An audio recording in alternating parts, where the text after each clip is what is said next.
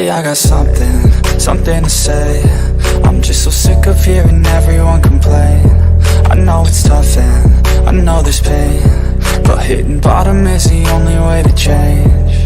So I'll keep hustling, you keep struggling. Bitch, I'm humbling, keep mumbling. I'll keep doubling, you keep bluffing. You've got nothing, I'll keep hustling.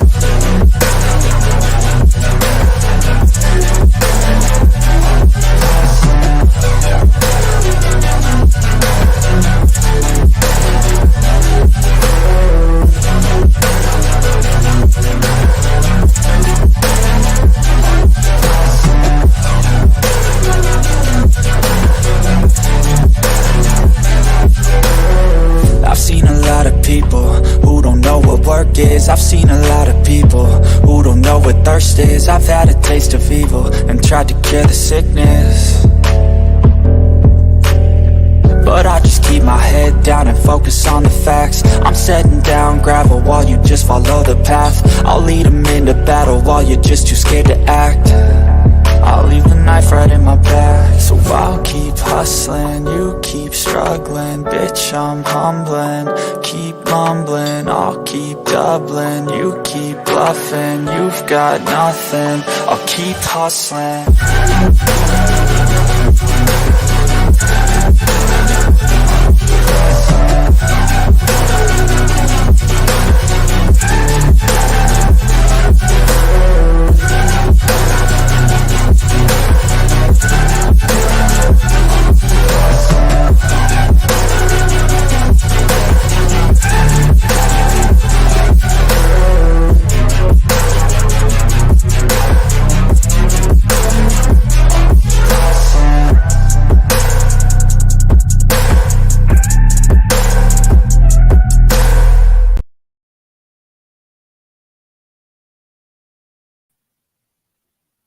Yo, what is good, everybody? Welcome to MK Headlines, episode number 95. Further, 95.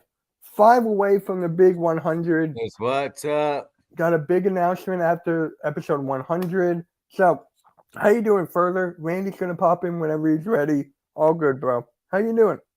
I'm doing good, man. I just can't wait for the next game. Go Oh, Birds! yeah. Go Birds, that is right. What is up? What is up, Bucks, Rays, Bolts? What is good? Snakes, that was a good game. He's a Patriots fan. Very far out game. Very good game from you. Not from us, but from you. What is up, Daniel? Yep. Prayers out to Aaron Rodgers. You know what? We're going to talk about that, man. I guess you pretty much know what happened to Aaron Rodgers, right? AM? Me? No, Yeah, I passed out last night. I had to go to bed. so work. he tore his Achilles and he's out for the year. I was watching the beginning of. You know what's crazy is everyone said it was in the beginning of the game, and I said I was watching the beginning of the game, and I passed. It was like in the first 4 plays, he tore his Achilles. He's out for the year. Wow. Yeah, the Jets still won though. The Jets still won, so they won in overtime from a rookie. So it's he is completely out for the whole entire season. Done. Season. Wow. Yeah. Well, wow. Yeah, they're the first series. Yep. He's my backup on he's mine too. Blaze Radio. Blaze Radio. He's mine and one. I forget other. Fantasy, I gotta fix that. Football fantasy. I don't have him on my hardcore sports. What is up, Philly halftime? What is up, asshole? But anyways, let's get it started, man. Let's get it started. Eagles won 25-20. Give me your thoughts. First thought that comes to your mind.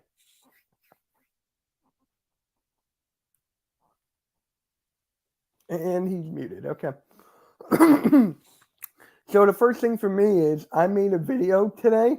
There's a video pinned up right there. Go check it out. On my channel, there's a video that is pinned. Go check it out. What is up, Raph? Dallas Goedert had no targets. None. He had 0 targets throughout this entire game, I was live with Weapon X NFL Eagles. What's up, man? What's up with him? Shout out to him. And we were just talking about it, man. It's just like the offense should go through Dallas Goddard. It should go through Dallas Goddard. It is not. Sorry about that. No, you're good, man. So for me, my first thought, Dallas Goddard's out, not out. He did not get one target at all. Not one target further. Not one target.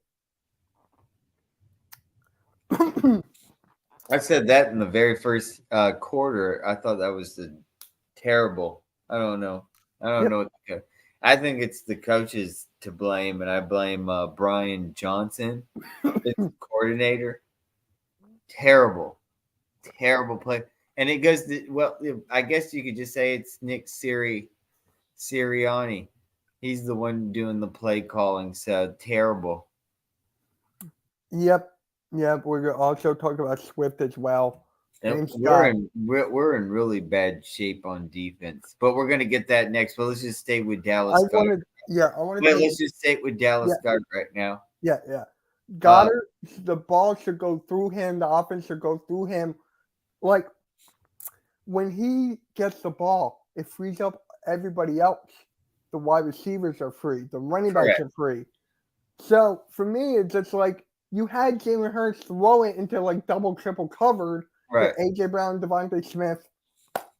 And this is how you sell it. He's the top 3, top 5 tight end in this league, and you don't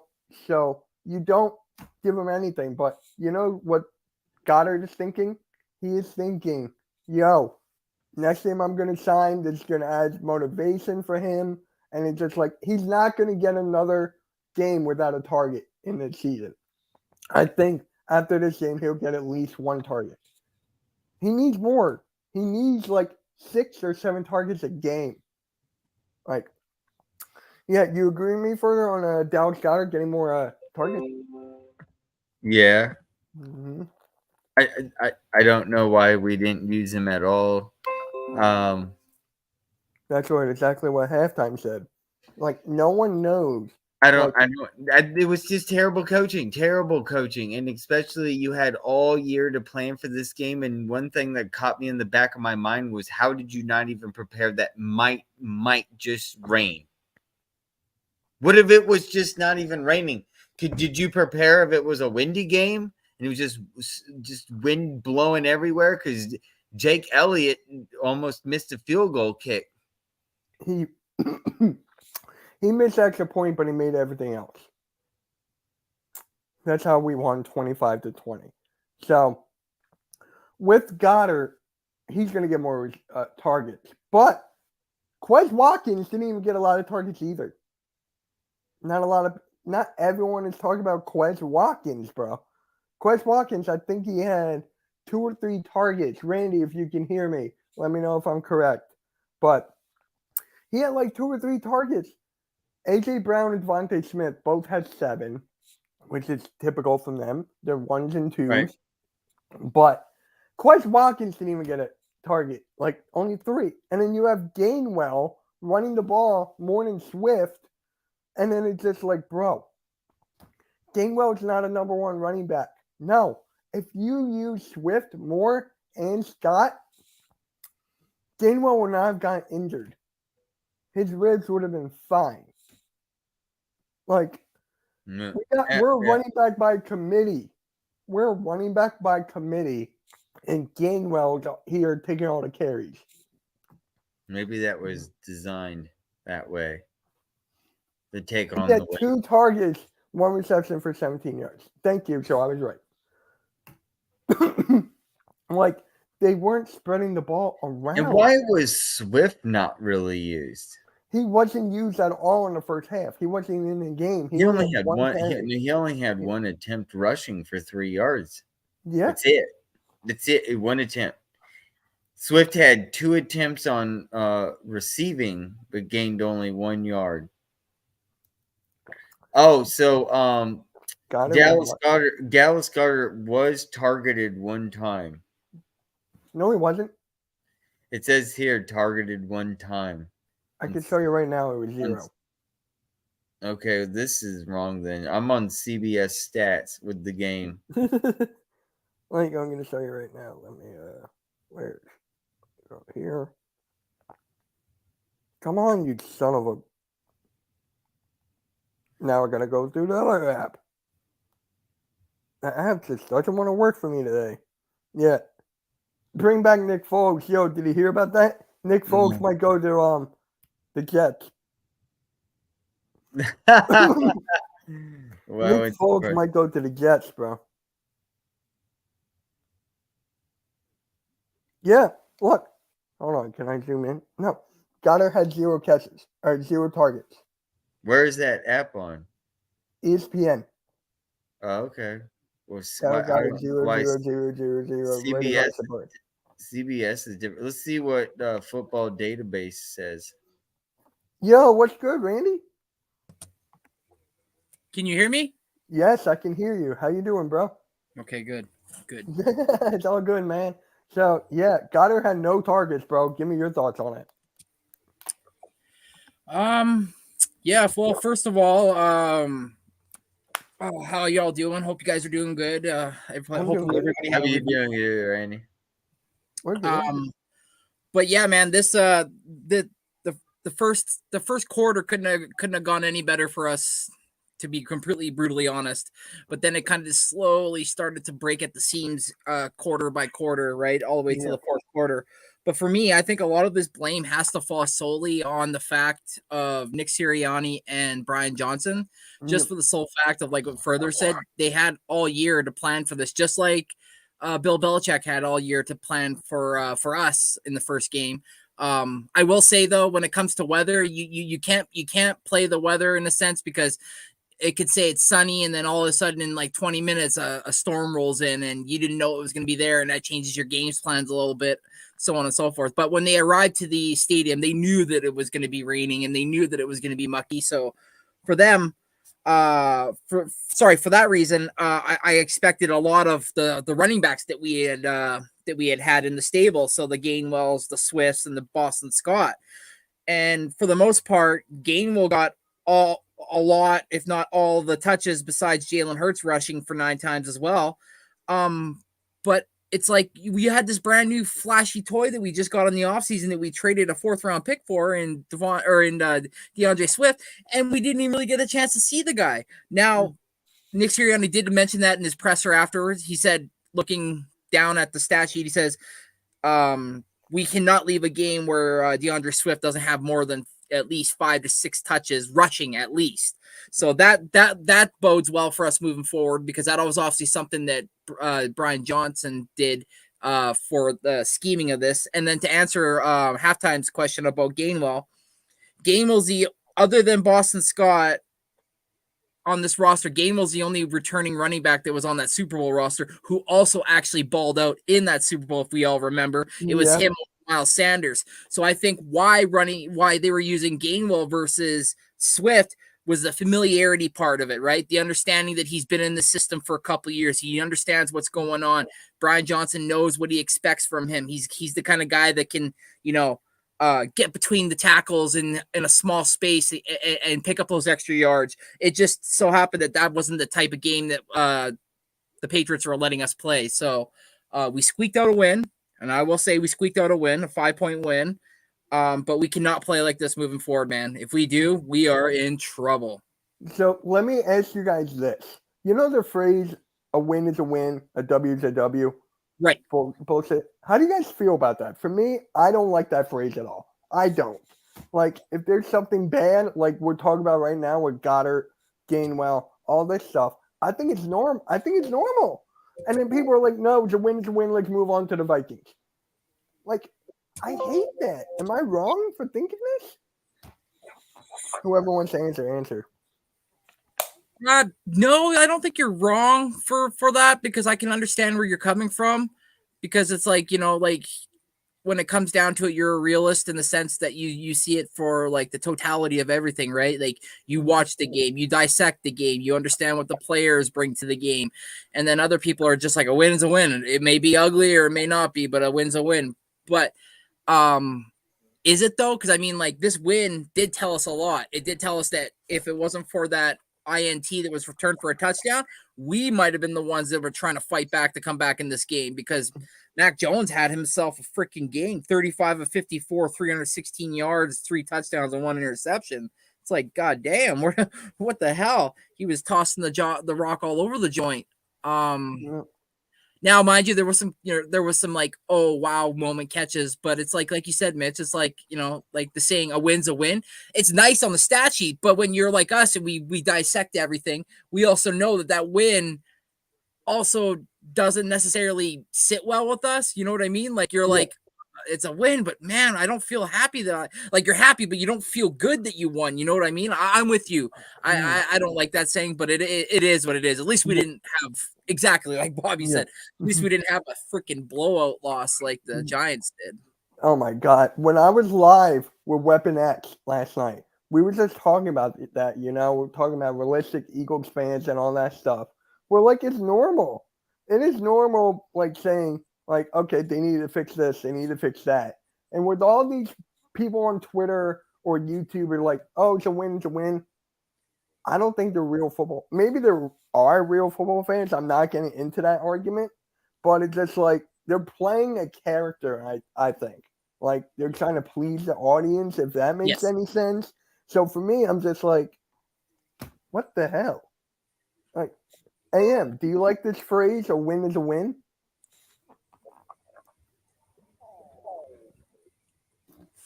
AM? Yeah, I'm ready to move on. Go to the Vikings.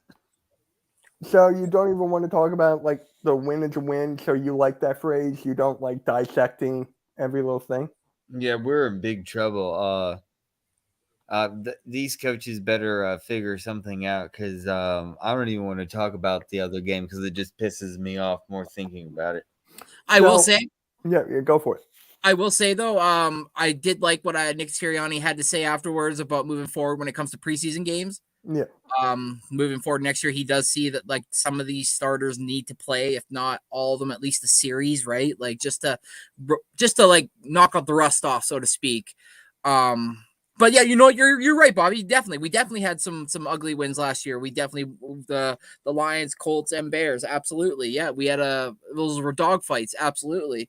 But I think what Mitch is getting at is like, at what point is a squeak out win a win? Because there are a lot of people picking the Eagles, and I know the spread was only 3 or 4 points or whatever it was, but there are a lot of people thinking that the Eagles would put 30, 32, maybe 34 points up on them, and we were lucky to break even 20. So it was like, I know the weather had a lot of that to play into it, but also I think this Patriots team is a team that a lot of people are overlooking, and I think rightfully so because of the Matt Patricia thing, right? Yeah. Matt Patricia was the OC last year. We've seen what happened with Mac Jones and whatnot. So I think now with Bill O'Brien being in house, Mac Jones feels a little more comfortable. So I mean, the Patriots are going to be a scrappy team this year. Like, don't get it twisted. That game was hard. Oh shit! Yeah. He'll be back. What's up, Chad? What's up, Chad? Thank you for stopping by, man. Make sure you hit the like and subscribe. Well, you guys are already subscribed. Just hit the like on everyone's channels. Really appreciate it. But, Randy, what about the fact that Tom Brady was there? They were celebrating Tom Brady. So that probably had something to do with it as well.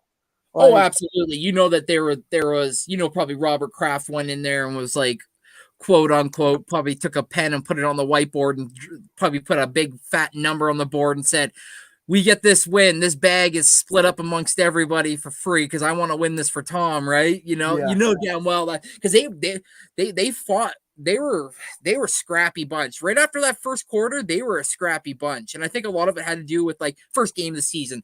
It's the weather or their quote unquote greatest player of all times in the house, right? So they had to live up to the billing. And at first it was a bit of a quote unquote culture shock.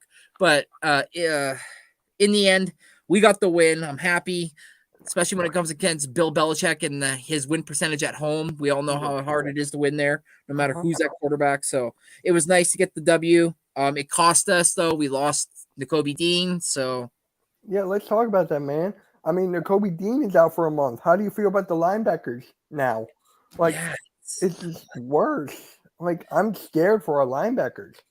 I will say, obviously now that means that Nicholas Morrow will be brought up to the squad now, so it'll be Morrow and Cunningham as our Sam and our Will linebackers. But for me, my biggest issue is like what you just said, is like the fact that like our depth is like, now we're into guys who are just on this team. That we don't have no depth now. Like, are the guys that were on this team last year that know the system that we're potentially trying to run? It's all new to them in a sense. So like, I'm a bit worried. I did say before the season started that the one position that I was worried about was this linebacker position. That was me too. Yeah, you were with me as well on that. I think that I don't think Nick Sirianni's done. We do have cap space, and I think that I think a couple weeks. I don't even want to say this because I don't want to put it out there into the airways. But if we go on a losing streak and it's because of our linebacker play, don't be surprised if Howie pulls the trigger. I feel like they're typical Howie move, you know. Especially in years past, we needed a corner, he made a move and get a corner. We needed a running back, he made a move and go get a running back. We needed a receiver, he made a move and go get a receiver. It's like he's not afraid to make moves. That's what I like about him. No, he's not afraid to make moves at all. And remember when Miles Jack and Zach Cunningham, we didn't even know, like, it was at open practice. And they were there wearing jerseys. It was like, oh, we got linebackers. And now people are like, oh my God, the linebackers are, we're done. We're kaput there. Like, who's the middle linebacker now? Me and Further were talking about that before we went live. It's going to be probably Zach Cunningham. Oh, okay. I thought he was an outside guy. No, he'd be playing the middle. The outside guys would be like Hassan Reddick and I can't remember who else. But yeah, no, he'd be the middle guy playing the middle linebacker spot. But Philly halftime's right. Bradbury's got a concussion, so we got that to worry about. So who steps up in his spot? Because I don't know if you noticed in the game, but Maddox didn't have himself a really good game against the Patriots. He was getting Maddox burned. was just like, Yeah. He wasn't good, but I think it's going to be Josh Jobe. It's going to be Josh Jobe. Weapon X loves Josh Jobe, bro. He thinks he's good, and he really thinks that he can step up. So he has good faith in Josh Jobe. How about you? I still need to see a little bit more. I do understand the LSU product and what he brings to the game, totally. But for me, I want to see a little bit more play from like Eli Ricks and whatnot. But I'm not sure if that'll happen in this game. But with the injury, I do know that somebody's got to step up, and I've been hearing a lot of people kind of clamoring. What about Sidney Brown? How about Sidney Brown come up and start playing a little bit? Because like Bobby, I'm worried about the tight end play, especially TJ Hawkinson. He's a stud of a tight end. So he could torch us. And then what happens? He starts getting it going. Then all of a sudden, JJ, the Jetta, he starts catching balls. And you saw what he did last week. I mean, no, last week I had a Vikings on Skull. I forget his name. Skull State of Mind. Yes. We had Skull State of Mind on. And he was like, dude, Jefferson had 150 total, 130 in the first half. Yeah, only 20 points in the second. 20 yards in the second. So it's just like with Jefferson, you got to worry about Addison now. Addison's a dog. Yes. I like Addison a lot, more than Zay Flowers. Addison's a dog. And Josh Jobe, how do you feel Josh Jobe on Addison? I think Job might be able to handle himself. Again, Job's at times shown that he definitely deserves to be on a 53-man roster. And then there's times where he shows that it's like, damn it, man, like, frick. Right. So hate to say it, but I think it's gonna be Keely Ringo, not Kelly Ringo. It's Ringo. So could it be Ringo? I mean, no, he's too young. He's still too young. They would go with the guys like you said, Mitch. They would go with like the Jobs and the McPhersons and stuff like that before they go to like the first year rookie. Now, with And three. McPherson, if he did not get injured, I think that would have been his spot. Yes. Yeah. 100%. Yeah. Damn, injuries. And you know what's funny? When I was with Weapon X, right? We were talking about the preseason and how the starters did not even play and how Yep. that affected. And Yep. boy, that affected a lot. It affected so much. And we were just saying, like, why not afford a full half? Give him a full half in the last preseason game. But I get Exactly. injuries, I get all that. It's a safety precaution. But it's just like now, it's just like, you know what this showed me? It showed me that they didn't even care about the Patriots, bro. They didn't even care. They thought, it's the Patriots, let's move on to the Vikings. That's the Yeah. way I feel from it. So you think that they were overlooking their opponent? They were like, "Oh, it's Mac Jones. Look what he did last year. Bill Belichick doesn't have the same squad. Blah blah blah. Like we're more worried about the Vikings than we are about the Patriots." So they thought the Eagles already had this chopped up as a W. You think in your eyes? It's just like you see Jalen Hurts, right? Throw the ball. He threw the ball over Goddard. He threw the ball over AJ Brown.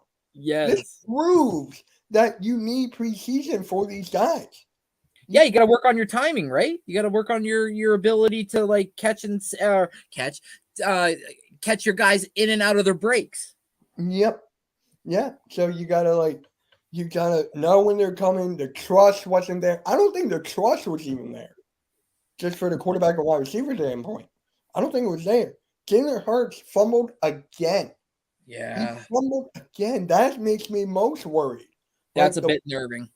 That's a bit like, bro, how many fumbles did he have last year? How many fumbles did Jalen Hurts have last year? Chat. Halftime, you asshole. Did he fumble at all last year? I think he fumbled like maybe twice all year, 2 or 3. He had 9. He had 9, including the Super Bowl or not including the Super Bowl? I'm not sure if this includes the Super Bowl, but it said 9 fumbles in 2022. Oh shit! Why is no one talking about that then? Yeah, like his ball security is his biggest issue. Fumbles.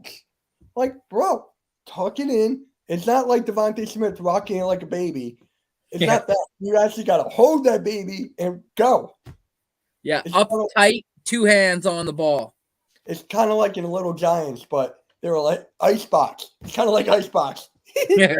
God, I love that movie. I love that movie. And the Giants were like Little Giants on Sunday night.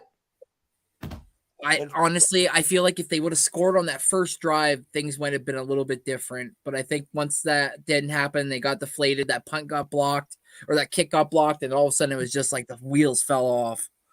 Yeah, you bring up a good point, Bobby. I brought this up last night with Weapon X, and Weapon X loved it. He's like, our pass rush is really good. Look at Carter. Look at Davis and their games that they had against the Patriots. Yep. If we can get Kirk Cousins and make them uncomfortable, I'm okay with it. Yeah, well, look at their left tackle, Christian Darrisaw, and then their left guard, Urza Cleveland. Yeah. And then I guess their right guard, Ed Ingram, aren't really that great. Like Brian O'Neill's pretty good, and Garrett Bradbury, the center, is a decent center. But Ed Ingram, their game last week against the Buccaneers, frick man, there was a couple times where he looked lost. And if you're gonna let Jalen Carter go run free on Kirk Cousins, oh my god, that man will be screaming like Geno Smith in that video I caught where Aaron Donald was chasing after Geno. He's like, oh my god, he got so scared. And by the way, halftime pass rush is gonna eat. Halftime, you're late. Randy said it was 9, so you're late halftime as usual. Hey, look who's back. I'm sorry about that, guys. No, you're all good. You're all good. We're just talking about Jalen Hurts fumbling the ball. Because Randy told us that he fumbled the ball 9 times last season. And now Jalen Hurts fumbled again. Yeah. That's going to get concerning for me. How about you, further? How about you, Am? Well, it was a wet game.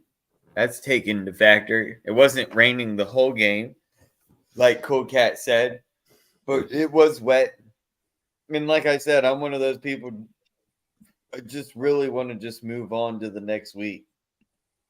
So And you don't. I'm looking at it more of an adjustment period, and finally because they didn't get a preseason start, so they're kind of really going right into it. We were talking about And that a bit mistakes were earlier. made, and hopefully they will learn coming this Thursday. future week. And I don't know, man. Oh my God! Halftime. What? All I have to say is this week, what I want really most for answers is the coaches are on the line. Their asses are on the motherfucking line. What the fuck I was don't think that? they're on the line already. No, it was terrible. It was What terrible. were It was they just the first doing at game. coaching? It was the most worst offensive coaching. The defense wasn't on point. Hey, I agree with you on that. I agree with you wholeheartedly. But think about this, right? This is the first time with their starters. They didn't have starters at all in the preseason. I know, but why are they have Jalen Hurts running for his life on a fourth down? That's the point I don't understand. Why is he running for his? We literally said this 2 years ago, and now the third year we make him run even more than we did last year. He was just getting on top of things last year, and now we've resorted back to square one. And I'm like, what's going on? Right. So, just like for me, maybe. I went to work today, and everyone looked at me and goes, if you literally keep using Jalen Hurts like you are using, do you not think that other teams' defensive coordinators are not going to read that out and literally try to kill him? Like, they are going to literally knock him out. It's year 3. I mean, it's time to get going. Yeah. Nick Sirianni is 25-11. Really, Randy? Yep. Oh wow. Yeah. With the win yesterday. Oh wow. I did not know that. Thank you, Jason Kelsey. What about Kelsey? What do you mean? I'm actually counting the bad snaps from Kelsey. What are you talking about? Oh, it's halftime being an asshole. Just ignore it. It's halftime being an asshole. I didn't count anybody's fucking snaps, though. That's the question. It's halftime being an asshole. He's like pushing that button. He's laughing right now. Yeah, he probably is. He's laughing right now. Don't worry, I'll get him back when I'm on the screen at 8 o'clock. Don't be rude. But hey, let's go to the Vikings game, shall we? Because I'm really excited for Darius Slay on Jefferson. So with Jefferson, right, they can use him anywhere. So would you have Slay follow him, or would you have like Maddox take care of him in the slot? How would you guard Jefferson? Would you have? I would have Slay on him the whole time. Like you would not even experiment with Maddox in the slot. If he's gonna get his shots, it's gonna be when somebody else is on him besides Slay. I feel. So if you're the DC, you're just telling Slay your job is what you did last game versus the Patriots versus like Kendrick Bourne and them and those boys. Just shadow them. Like remember that interception he almost had where he jumped and he high pointed it before the wide receiver, but it bounced out.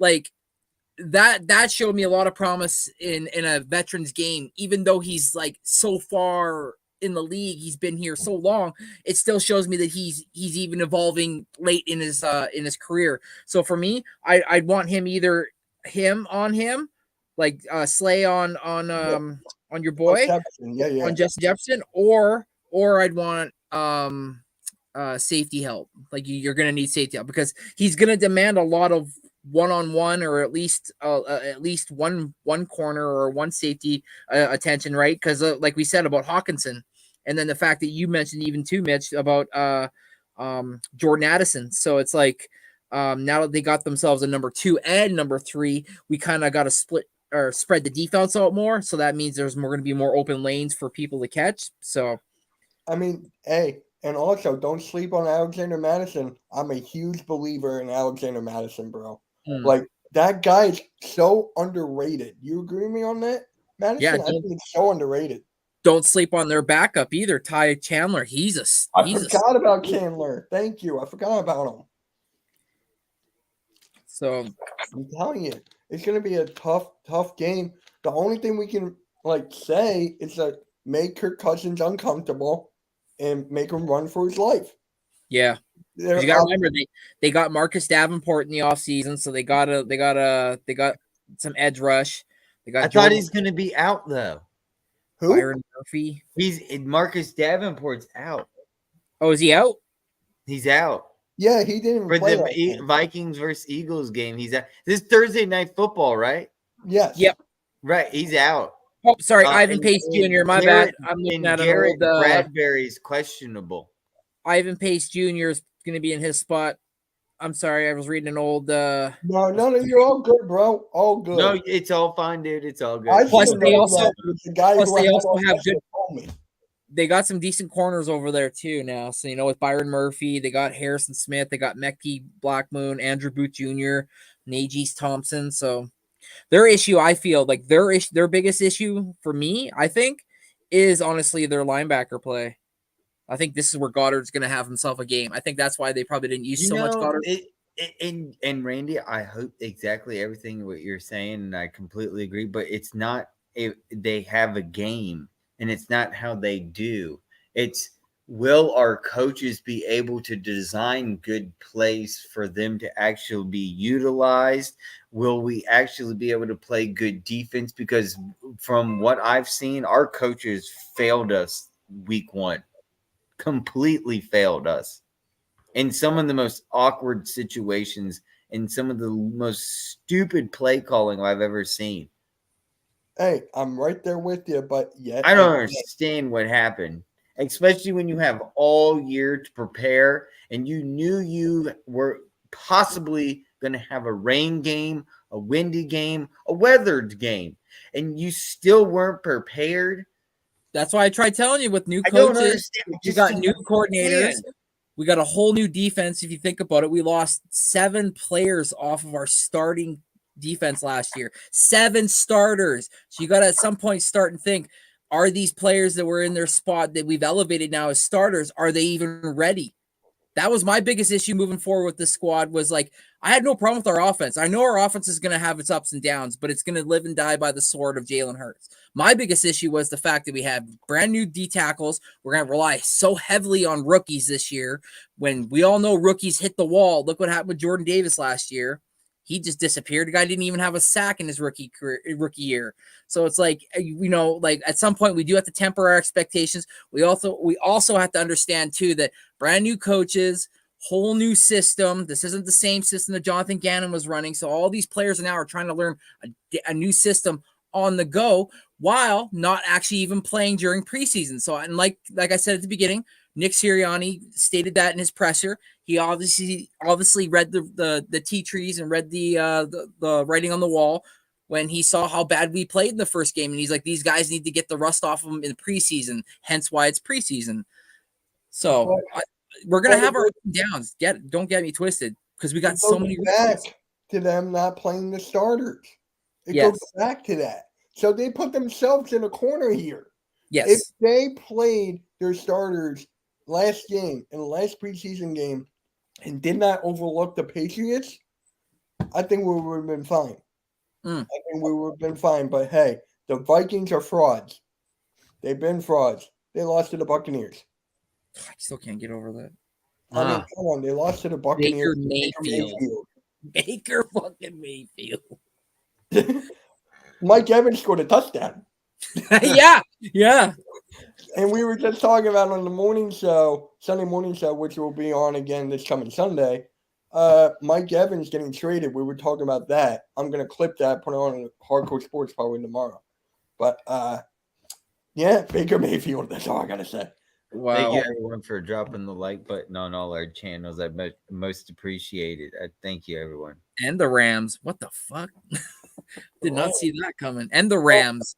But what do you guys think about this coming week? This is a big game.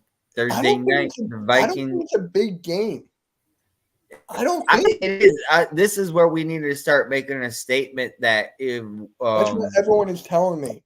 It is because I was, but how it could, that's the thing. I hold on one sec. I just want to check something real quick. Okay. But for me, I'm like, it needs to be. Oh, okay. It changed. See, I thought there might be rain on Thursday night. It's possibly going to be a very wet field still because right now it's raining Tuesday and Wednesday in Philadelphia. Let me check. So I don't know if the field will be dry by Thursday or what's going on, but it's only supposed to rain on Wednesday further, not Thursday. No, in Tuesday night. It's about to rain at and okay, I see what's going on. Never mind. I see. Never mind. Wednesday morning. Yep. Excuse me. No, okay, got it. That's technically Tuesday night, so technically.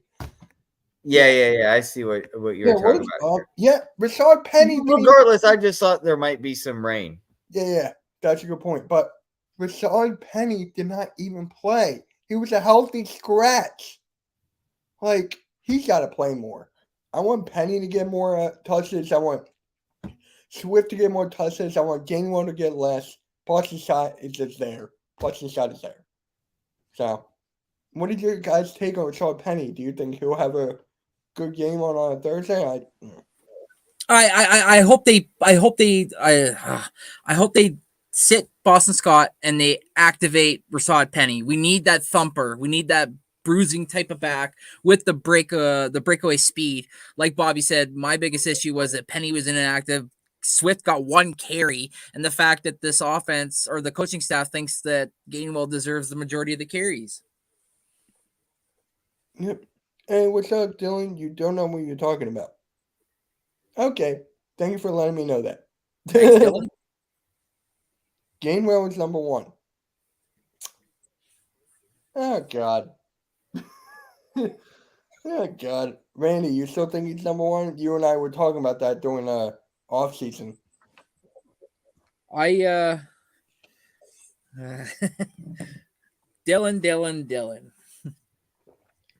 What has Mr. Gainwell shown you that makes you think that he is our number one? I mean, the guy only with Sunday's rushing total, he has 585 rushing yards on his career. Damn. Yeah. And I'm not saying that somebody should lose their spot in the lineup based off of experience, right? Like you should be beaten out by that person. But when you have somebody who has over close to 1,700 yards with 18 touchdowns, you think that you would want to lean on that experience a little bit more versus Gainwell. I get it. I understand Gainwell. I like Gainwell as well. I do.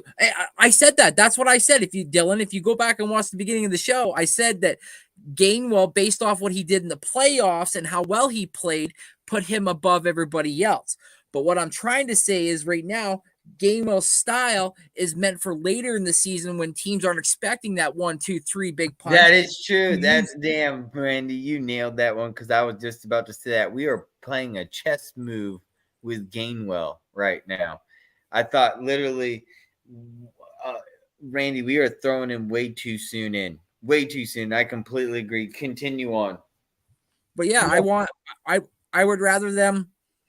I'd rather them use all the running backs in a stable way, in a sense that, you bring Gainwell out when you need that burst. You bring Boston Scott out when we're only playing the Giants. You bring out Swift or Penny when you need to get those in between the tackles or somebody to catch the ball out of the backfield just in case you want somebody to dump the ball to. I'm not saying that I don't think that Gainwell should be starting and it shouldn't be a number one. But what I'm saying is what we have in the stable would be nice to use more than once during the game when Gainwell only got 54 yards on 14 carries. And do you think that maybe we're using him too quickly? Dylan's got a point. He does have chemistry with Hurts. So there's that, right? There's that familiarity part. And I think, honestly, If anything, I think that's what the team is really right now leaning Right. on is the familiarity and the chemistry that Hurts has with these players, and then slowly over time through practices and Longevity. walkthroughs, yes, the longevity part of it. Then eventually they'll probably start inserting the other guys. But again, I said at the beginning, Nick Sirianni already said, I'm never going to go through a game again where Swift only has 1 or 2 carries. He needs more carries. He's too dynamic of a back to not have more carries. That's all I'm saying. I'm not saying who should be number 1, who should be number 2. If I had it my way, each back would try to get at least 100 yards per game. If I were you, I would get Gainwell probably 8. No, this is what I would do it. I would have Swift have 8 or 9, Gainwell 7, and then Penny like 5. That's what I want. And then don't forget, we have Jalen Hurts, part of the running back. Yep. Jalen Hurts also. So it's just like who to feed the ball to. We got so many weapons. We're fighting about who gets the ball more. Yeah, most teams would be like, I hate to say it, but like the Cardinals and stuff would be dying for something like this. How would putting in Penny limit our offense?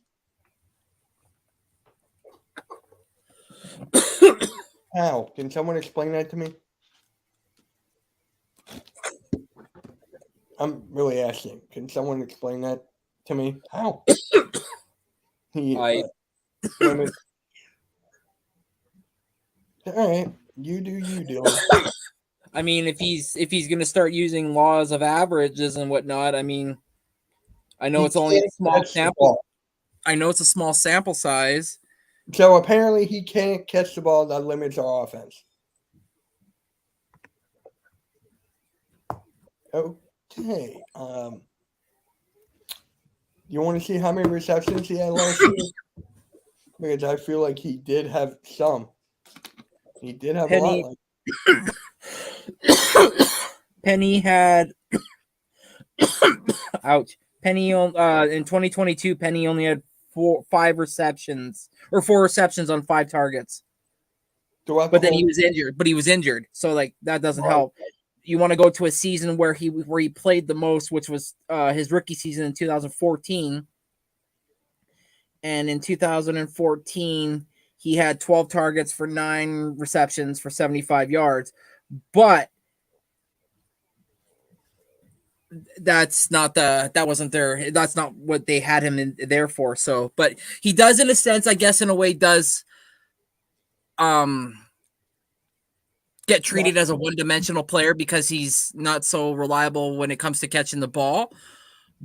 But with that being said, I'd want Penny in when we're 20 yards out of the outside of the end zone, because I want that big body back in there. I want that guy that can get between the tackles. I'm not saying the other guys can't, but I'm just saying, like somebody who can like muscle his way through.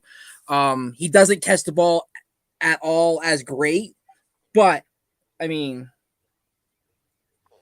it is what it is. We're almost blessed by the amount of running backs that we have that are actually good. So it's like we're fighting about who gets them one, but apparently we should all get carries. First, he wasn't a rookie in 2014, and you just helped me my point that he's one-dimensional. Okay, you want to say 2018? Sorry, not 2014. I said 2018. That's what I meant to say. Not 2014. No, you're good. You're good. So great. You want a cookie? Like seriously, everyone's gonna get the ball. Penny can catch it on the side, like on a screen pitch. We don't need him to go far out. We don't need our running backs to go far out. Man, me and Randy are coughing today. Tell me about it. I think I'm catching a cold. I'm good though. But no, we're damned if we do, we're damned if we don't. Because Swift and Penny are so much more explosive than Gainwell, and they can break in one play. It's exactly what Bobby said. Exactly. So it's like, it is what it is. We're at some point, Dylan, we're gonna need him. So come back when and we'll talk when we do.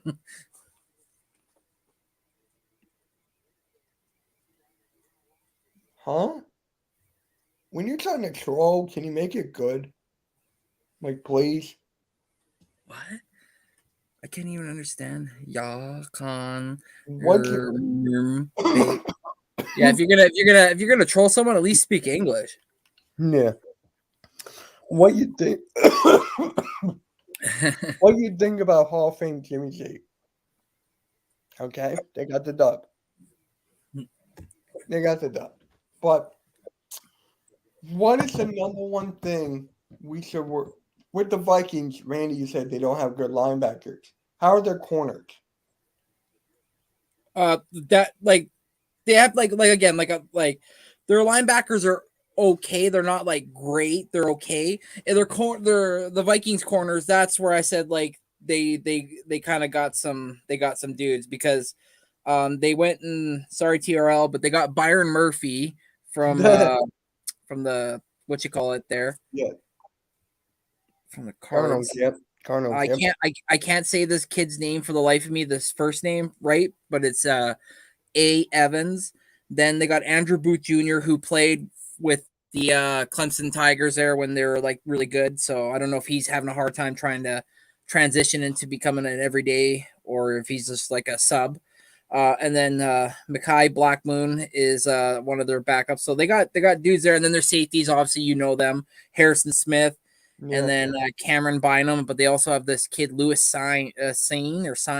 He's really good too. So it's like, and then their tackles and stuff. They're pretty good. Daniil Hunter, Dean Lowry, Harrison Phillips, John Bullard, and then Marcus is out, so they don't have that. And then Jordan Hicks, Ivan Pace, Brian Asuma the second, and Troy Dye are their the second. Oh my God!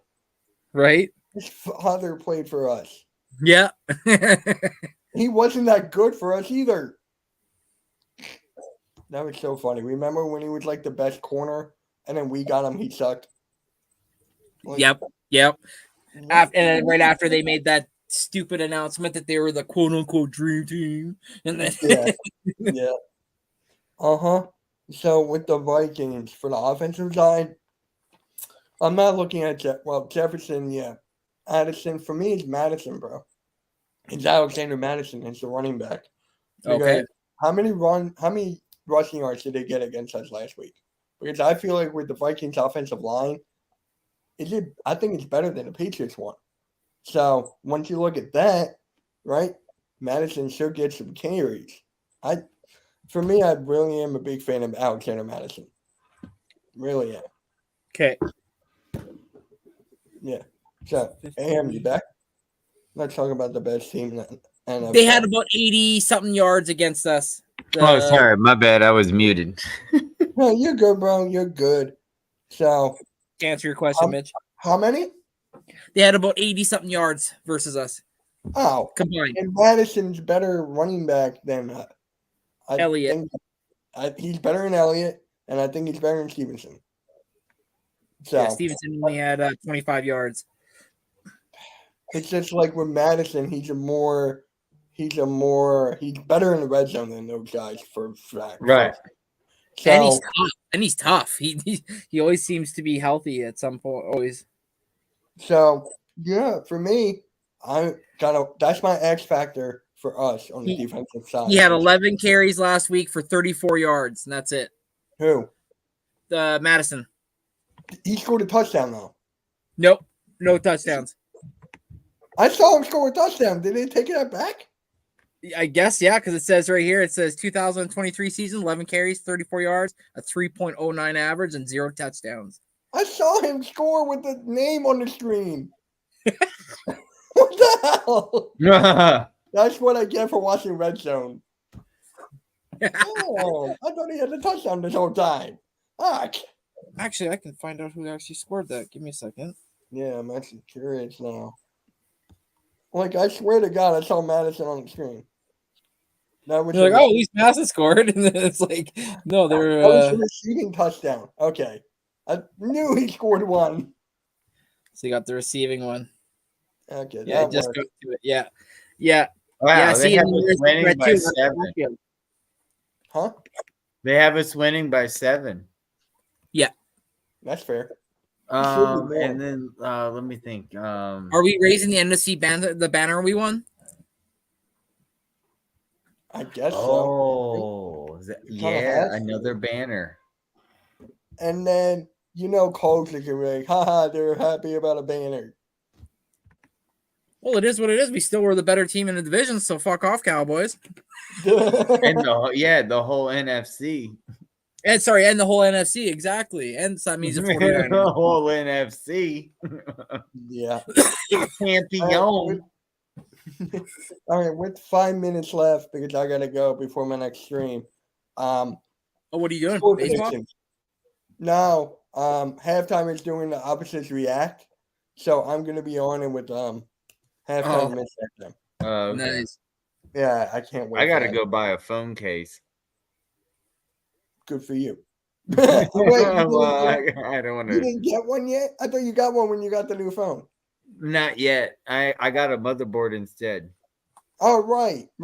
So, give me your score predictions of this game. Whoever wants to take it. Oh boy. Let me think. All right. Randy, you want to go first then? I'm gonna say Eagles 26, Giants, Vikings 21. 26-21. For me, I got 24-21 Eagles. 32. I'm not going 28 this time. I'm not going 28 this time. 32. I was so damn close. 32-24. Okay. You know Eagles. what Coolcat did? He had 35-7. We're gonna break the 32 mark, Jesus. and hopefully our offense is gonna be finally tuned in, well oiled, working properly. The defense will finally kind of be tuned in and not have to listen to fucking a Jonathan Gannon style defense from this new defensive coordinator. I'm a little worried. You have every right to be. Oh boy, and if we have more injuries, we are in real big trouble on defense. We cannot lose anyone on defense. Right. It's terrible. Look. I was just looking at how Fletcher Cox is questionable. Nakobe Dean is on IR. What happened to Nakobe Dean? Ankle. He's out for a month. He's out for a month. So Sean Bradley's in IR. He's out. been on IR We have already. no middle linebacker. Randy told me it's going to be Zach Cunningham. James Bradbury's questionable. Nicholas Morrow. Oh, it's Nicholas Morrow. And Cunningham. Oh, okay. They'll sub. Wait, it's going to be Nicholas Morrow? Yeah, they brought him up off the practice squad. Oh, yeah. Then we have James Bradbury, questionable. Josh Jobe is going to take that spot. Vontae Maddox? No, he's going to stay in the slant. He's going to stay in the slot. Wait, so who's James Bradbury going to get replaced by? Josh Jobe. Oh, not Avonte Maddox? Avonte Maddox is going to stay in the slot. Oh, well, Avonte Maddox is second behind Bradbury, so that's why I was wondering. Yeah, but they might, but then they might want to keep Brad Maddox. Yeah. Okay. We'll mix up, and then Reed Blankenship. Yeah, the ribs. So now we get, like you said, Randy, we get to see Sidney Brown. What's your take on that? And that's what I want to end it with. I'm excited. If that's exactly what it means, we're gonna get a jolt of energy with this kid in the lineup, especially at home. Oh wow! Breaking news: the Jets have initially discussed trading for veteran Washington Commanders quarterback Jacoby Brissett. What? Wow. I heard rumors they were interested in Matt Stafford too. I heard rumors that they're interested in Nick Foles and Carson Wentz. Well, no more now, Mr. Jacoby Brissett. Who knows? He did not get traded yet. I just saw that. But no, Randy, would you like to join my PC build live stream where we talk sports, and probably we're going to end up watching football? It's going to be so. Yeah, let's talk about that when we're done with the stream further. Okay. Because I got to wrap it up. So, yeah, guys, thank you for tuning in for MK Headlines you. episode number 95. 96 is next week. Big announcement on episode 100. So make sure you guys tune in for that. And you know what? Halftime, are you still in the chat? Yeah. Tune in. Oh, we got Eagles 45, Vikings 10. Okay. Jesus. Halftime, if you're in here, are you in here? Hi, Ron. Let's go. I like that score. Yeah, there you go, Randy. Let's go. Let's go. Let's freaking go. Let's go. Let's freaking go. Make sure to drop a like on each one of our channels. We appreciate it. Yep, This- on that, Let's go. The links are in the description. yep. And on that note, guys. Up. All right, guys, we're out. Everyone have a good rest of your night and peace.